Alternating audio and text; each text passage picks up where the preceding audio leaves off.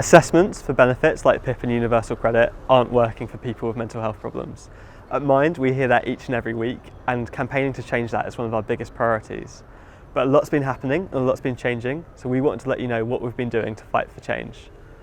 In March of this year, the Secretary of State for Work and Pensions, Amber Rudd, made a speech where she announced that there would be a new way of applying for disability benefits.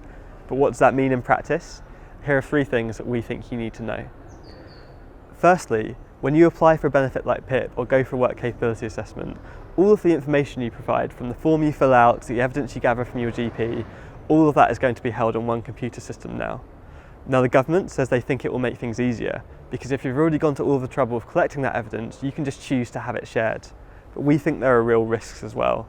So many of you have told us that you're really concerned about what could happen if your sensitive medical information is shared without your permission. And other people have told us that they're really worried that a bad PIP decision in the past could affect what happens to their award in the future. The government has said that people will always get to choose what they share, but we need to see that promise become a reality. We'll be campaigning to make sure that everybody is always in total control over any information they choose to share about their benefits. Secondly, we know there's going to be a new system for applying online for PIP and for the work capability assessment. Now, for some people that might be really useful, and certainly we hear from people who tell us that it can be really anxiety inducing sending off those forms and not knowing what's going to happen to them next. But at the same time, there are lots of people for whom applying for benefits online just isn't going to be possible. And those forms ask you for so much sensitive and personal information that the idea of calling somebody up over the phone and completing the form that way isn't going to be possible either. So we'll keep campaigning to make sure that everybody has real choices over how they choose to apply for disability benefits. And thirdly, the government has said that they think this new application system will mean that fewer people will have to go through anxiety-inducing face-to-face assessments. Now, if that really happens, that could be a huge change. Every week people tell us about what it can do when you've got the stress of those assessments hanging over you and the toll that it can take on your mental health.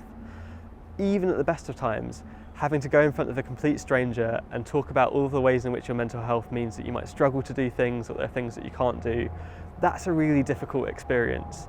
And anything that reduces the number of times people have to go through it will be a really important step in the right direction. So those are some of the changes that we think are coming up in coming years. But there's so much further to go. We know that we need to see far more fundamental reform of these assessments, because nobody should have to face intrusive and demeaning questions about self-harm and suicide. Nobody should have to read comments like "appeared well-dressed and well-groomed" on their assessment report and wonder why that was even written down in the first place. So we'll keep campaigning. We'll be speaking out in the media, we'll be speaking out in Parliament, we'll be taking legal cases when we need to, and doing everything that we can to make sure that those of us with mental health problems can have our voices heard. But we're going to need your help. If you're not already, sign up to be a Mind campaigner and join the fight. In coming weeks and months, we'll be giving you ways to get involved and ways to campaign for a fairer benefit system.